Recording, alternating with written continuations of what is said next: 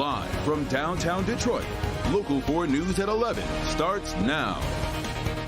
A wintry weather system has enveloped southeast Michigan, meaning drivers need to be on alert now for freezing rain. Some of our viewing area is going to be getting snow. Glad you're with us for Local 4 News at 11. I'm Devin Skillion. I'm Karen Drew in for Kimberly Gill tonight. We remain under a winter weather advisory. Kim Adams here with the forewarned forecast. Kim? Well, we've had a long period of freezing rain, and that continues at this hour, especially in Macomb and Oakland counties, and then the northeast part of Wayne County as well. Anywhere you see in pink or the dark shaded purple, that indicates freezing rain. We'll zoom in closer, do some street level mapping for you.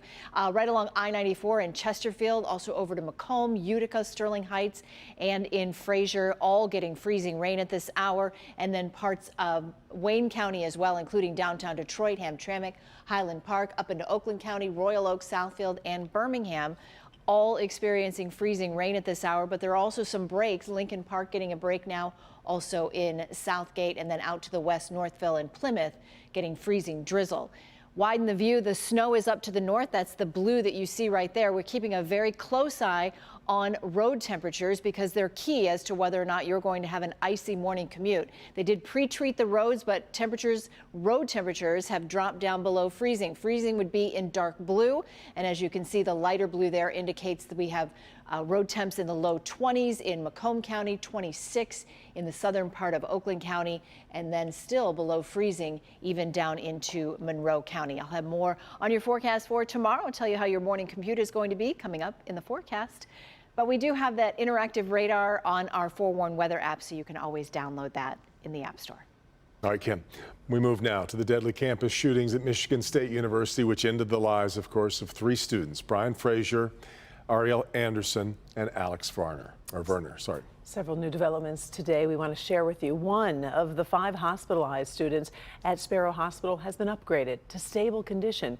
The other 4, though, are, last check, listed in critical condition. On the investigation side, police today said the shooter, Anthony McCrae, shot and killed himself. Investigators found in his possession 2 9mm handguns and additional ammunition.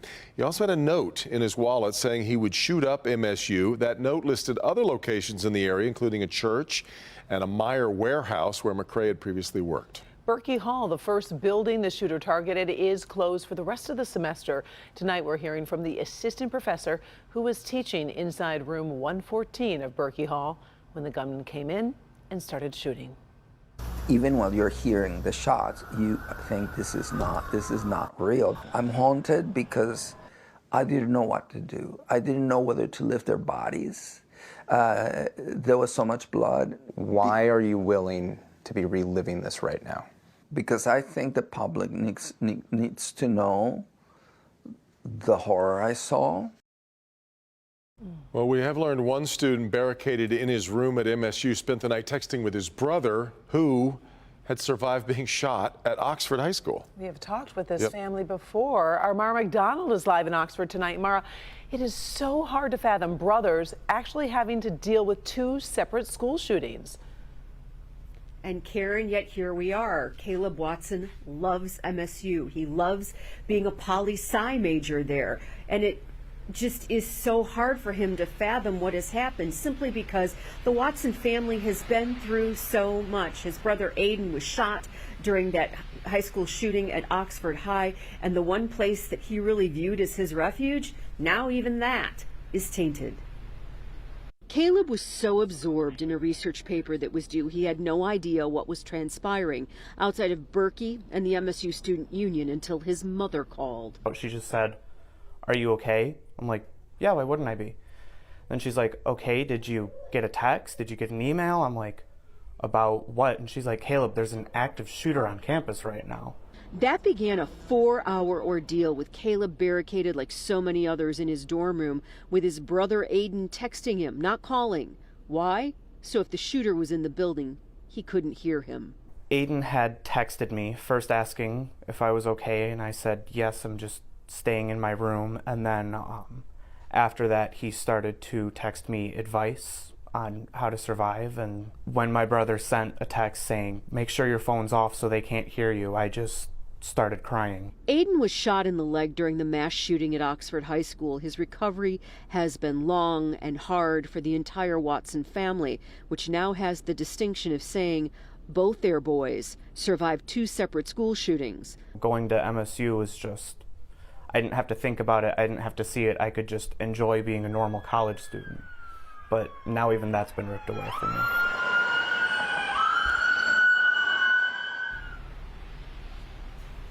Back here live, Caleb went back to campus yesterday to pick up some stuff. I asked him if he's ready to go back to school, and the answer was sort of maybe. He said he thinks he'd feel a whole lot better if the university would institute some safety measures, like making sure all those halls and dorms were student and faculty access only, but he realizes that kind of a change couldn't possibly happen in just a couple of days. We're live in Oxford tonight. I'm Mara McDonald, Local 4. Unreal. We keep using that word, unreal. All right, Mara. Here in Detroit, a vigil was held at Wayne State this evening. People gathered to show their support for MSU, to pray for the students killed and the 5 still hospitalized, and to also call on lawmakers to enact change. Our hearts break for the unimaginable loss that the Michigan State community is feeling right now. We're gathered here to support one another, check in on each other, hug each other a little bit tighter tonight, and enact change so that this heinous act will never happen to anyone at any location ever again. A lot of us want to help the MSU community heal, but sometimes you just don't know exactly how. Well, a local online retailer is doing its part, contributing all of its sales for the rest of the month toward mental health resources for MSU students, staff, and faculty. Megan Woods joins us live with more, including how this all started, this initiative. Megan?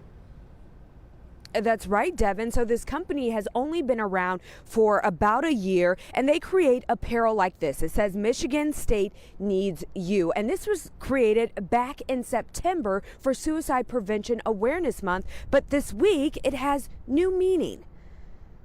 It makes me sad that we had this and it fits in this situation. Jacqueline Wolverton is the woman who designed these shirts and sweatshirts. It's part of her brand, Cattywampus Company. And it means to travel purposefully to a destination that's yet unknown, which was always my interpretation of what therapy is. 50% of sales go to Cattywampus Fund, her nonprofit that helps people pay for therapy. She partners with mental health clinics like Amala Child and Family Institute in Plymouth. And all of our work is really sensory friendly. The clinic's founder and director says the cost of therapy is more than just a barrier. We have families who cancel sessions because they can't afford to buy gas to even drive here. After what happened on Monday, Jacqueline decided to take action. Now, 100% of sales this month will go to a fund just for MSU. We can all band together and actually find solutions, and not just like the thoughts and prayers, but here is a way that we can help these kids. The fund will be dispersed to clinics in the Lansing area and hopefully make a difference. It's this sense of just immense gratitude that somebody cares and somebody is willing to take action. I feel fortunate enough that I can use my platform to help. But I mean, the reality is that this needs to stop, right? And we shouldn't have to have this sweatshirt. So again, this is all of the items that are on their website. It doesn't have to be MSU themed. We'll have the link on clickondetroit.com. And when you purchase from them, you get a card like this, and it has information on mental health, but then it also tells you where your funds are going to and more information about the fund. So again, this is a way that people can help. A lot of us feel helpless right now, and this could make a big difference. Reporting live, I'm Megan Woods, Local 4. That is really something. All right, Megan. Now, the MSU Athletic Department has announced the Michigan State-Michigan basketball game is going to go on as planned. That's coming up on Saturday in Ann Arbor. University offices reopen today on campus, but classes, of course, are canceled through Sunday. Folks over in Van Buren Township are breathing a sigh of relief tonight after a train derailment stopped traffic but has not led to more serious problems. About 7 cars derailed on Huron Drive between Martinsville and Haggerty Roads. Sky 4 was over the scene this morning. Several cars carried coal. One was carrying hazardous materials, but luckily the Van Buren fire chief says that car was not impacted and had no leaks. The train is operated by Norfolk Southern, the same company behind a more serious derailment in Ohio last week. Right now, Haggerty Road has reopened, but Huron River Drive remains closed.